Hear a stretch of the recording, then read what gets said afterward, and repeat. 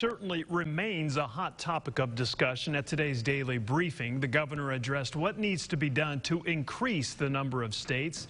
He also talked about the huge spike of positive cases within the Cummins unit. Jay Burr joins us live with more on what needs to be done to help us reach phase 1. That's the target date for May 4th. Jay?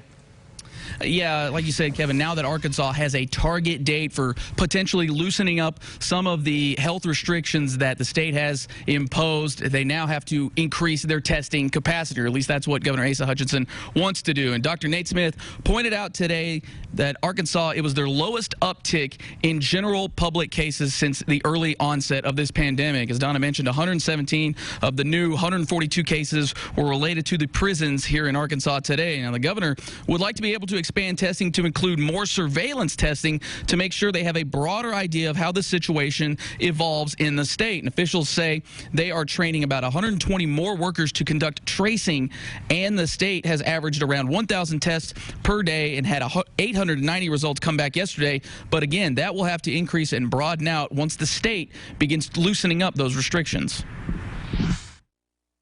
And we see that we're increasing the number of cases or the other statistics is not going the right direction, well, we can tighten it back down again. We have to do that, but we hope that we'll be able to stick with the path, the trajectory of loosening some of the restrictions and getting life back to normal, but it's going to be a long process to get there.